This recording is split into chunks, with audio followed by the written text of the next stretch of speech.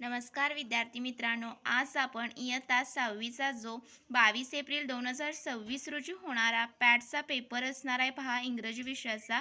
त्याची उत्तरसहित आपण ही प्रश्नपत्रिका पाहणार आहोत.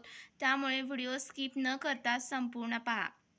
तर जो तुमचा क्वेश्चन 1 असणार आहे पहा, तो ओरलसाठी असणार आहे, ज्यामध्ये एक क्वेश्चन पहा, listen the information and identify the places. तर तुमचे शिक्षकही तुम्हाला इन्फॉर्मेशन सांगतील आणि ती तुम्हाला व्यवस्थित ऐकायची आहे आणि त्यावरची तुम्हाला काय करायचं आहे तर प्लेसेस आयडेंटिफाय करायचे आहेत. त्यानंतर सेकंड क्वेश्चन असणार आहे तुम्हाला listen the news and answer the questions. एखादी बातमी सांगतील आणि ती व्यवस्थित ऐकून त्यावरचे प्रश्न तुम्हाला काय करायचे आहेत त्याची उत्तर द्यायची आहेत. त्यानंतर थर्ड पहा, listen the letter and write the answer in 1 or 2 words. तर तुम्हाला एखादं शिक्षक तुमचे लेटर वाचून दाखवतील, ते व्यवस्थित ऐकायचं आहे आणि त्यावरचे तुम्हाला प्रश्नांची उत्तरे हे 1 ते 2 शब्दात द्यायची आहेत. तर अशा प्रकारे तुमचं ओरलचा फॉर्मॅट असू शकतो किंवा यामध्ये थोडासा चेंज देखील होऊन तुम्हाला तुमचे जे शिक्षक असणार आहेत ते तोंडी परीक्षा अशा प्रकारे घेणार आहेत. त्यानंतर पहा, पुढचा प्रश्न असणार आहे क्वेश्चन 2 असणार आहे रिटनचा आणि इथून तुमचं रिटन एक्झाम स्टार्ट होणार आहे पहा. क्वेश्चन 2 पासून यामध्ये पहा, complete the dialogue between Shinde and Patil. तर शिंदे अँड पाटील हे 2 कॅरेक्टर्स दिलेले आहेत आणि त्यांच्यामधले तुम्हाला डायलॉग दिलेला आहे. इनकम्प्लीट डायलॉग असणार आहे आणि ते तुम्हाला कंप्लीट करून लिहायचं आहे. 4 मार्क्ससाठी आहे पहा. Shinde, hello mister Patil, how are you? Patil, I am fine thank you. तर हे तुम्हाला काय केलेलं, जे मी पेन्सिलने अंडरलाईन केलेलं वाक्य आहे बघा, ते तुम्हाला लिहायचं आहे. त्यानंतर Shinde, how was the journey? Patil sed, the journey was a great. Shinde said, has journey has been done by train or bus? Patil said, it was done by train. Shinde said, then it's all right. Now just wash your hands and face. Patil sed, thank you, I will wash my hands and face. तर अशाच प्रकारचा तुम्हाला 22 April रोजी होणाऱ्या इंग्रजी पेपरमध्ये अशा प्रकारचा डायलॉग रायटिंगचा प्रश्न असणार आहे. त्यानंतर क्वेश्चन 3 असणार आहे पहा, तुम्हाला एखादी पोयम देणार आहेत, ती व्यवस्थित वाचायची आणि त्यावरचे हे 4 मार्क्ससाठी प्रश्न असणार आहे पहा.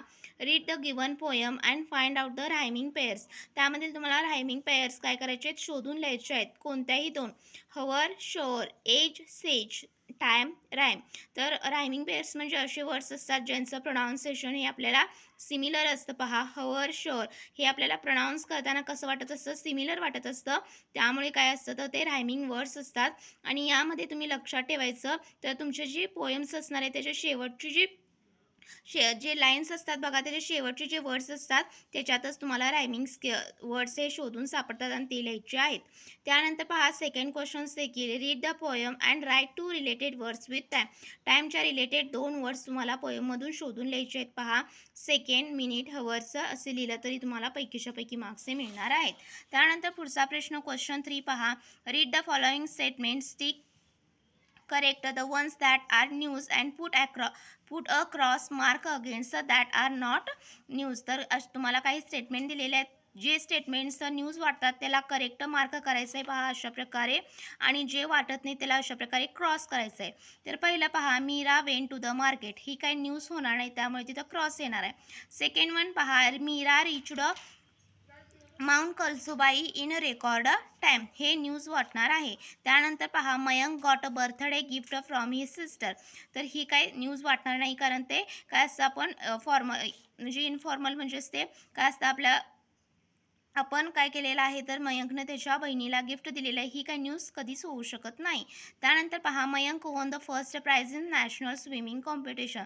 तर स्विमिंग कॉम्पिटिशन, राष्ट्रीय स्तरावरच्या स्विमिंग कॉम्पिटिशनमध्ये मयंकनं फर्स्ट प्राइज मिळवलं, ही देखील बातमी होऊ शकते. तर 2 बातम्या आहेत पहा आणि 2 बातम्या नाही. तर अशा प्रकारे तुम्हाला लिहायचं हे जस्ट टिक मार्क करायचं आहे.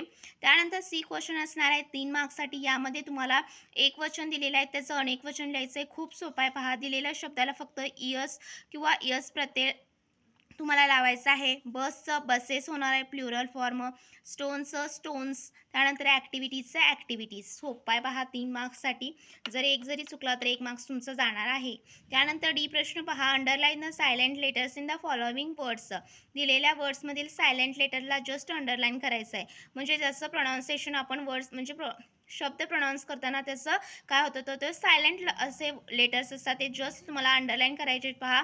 एट या म्हणजे जी एच याचा काय होत नाही तर प्रोनाऊन्समध्ये प्रोनाऊन्स होत नाही, त्यामुळे ते काय आहे तर सायलेंट लेटर्स आहेत.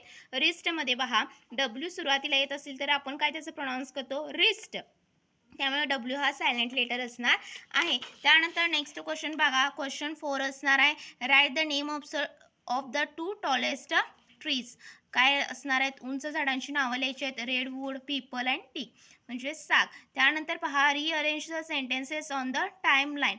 तर तुम्हाला काही सेंटेन्स दिलेले आहेत आणि ते पास्ट टेन्समध्ये म्हणजे पास्टमध्ये किंवा प्रेझेंटमध्ये किंवा किंवा फ्युचरमध्ये कोणत्या ह्याच्यामध्ये येणार आहे ते तुम्हाला कोणता टाइम लाईन या तिन्हीपैकी येणार आहे ते तुम्हाला जस्ट क्लासिफाय करून लिहायचं आहे. पहा ॲक्शन पास्टमध्ये कसं ओळखायचं तर दिलेला जे वाक्य असणार आहे त्या वाक्यातील जो व्हर्ब असतो त्याचा कोणता फॉर्म आहे. पहा इथं पास्ट फॉर्म आहे त्यामुळे ही ॲक्शन पास्टमध्ये घडलेली आहे. आणि इथं पहा I am a wild boar, तर एम हे जे आहे ते प्रेझेंटमध्ये वापरतात नेहमी हेल्प वर्ब, त्यामुळे the situation at a present. आणि फ्युचरमध्ये नेहमी लक्षात ठेवायचं विल हे हेल्प वर्ब वापरलं जातं, त्यामुळे कोणत्याही वाक्यात जर विल हे हेल्प वर्ब आलं तर ती ॲक्शन्स कुठले असते फ्युचर ॲक्शन्स किंवा प्लॅन्स यामध्ये टाईमलाईनमध्ये येणार आहे. 3 मार्क्स ते घेऊन जायचे आहेत. खूप सोपं आहे, सेंटेन्स दिलेले आहेत, फक्त ते अशा प्रकारे टाईमलाईनमध्ये क्लासिफाय करायचे आहेत. त्यानंतर सी क्वेश्चन असणार आहे. पहा classify the words into noun, pronoun and preposition. दिलेले वर्ड्स हे नाउन, प्रोनाउन आणि प्रिपोजिशन्समध्ये तुम्हाला क्लासिफाय करायचे जस्ट.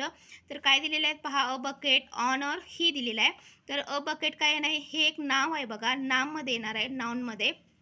ऑन हे काय प्रिपोजिशनमध्ये येणार आहे, ऑन, फॉर अशा प्रकारचे जे इन, त्यानंतर अबाव हे जे असतात ते प्रिपोजिशन्स असतात. आणि प्रोनाउन्स म्हणजे ही. तर आपण एखाद्या व्यक्तीचं नाव घेण्यासाठी राघव, गौरव असे नाव असतं त्याला हिनं असं काय करतो प्रोनाऊन्स करत असतो. त्यानंतर पुढचा प्रश्न असणार आहे. पहा तुमचा खूप सोपा आहे हा paper. Match the following fractions. तुम्हाला काय करायचं आहे, दिलेले जे फ्रॅक्शन्स असतात त्याचे कॉलम्स बी मधील उत्तर शोधून लिहायचं आहे विथ ऑप्शन आणि ते उत्तर लिहायचं आहे. पहा काय असणार आहे, 1/5, 1/2. त्यानंतर पुढचा देखील पझल सोडवायचे आहे. English complete the following sentences using different endings. Bananas, water, help,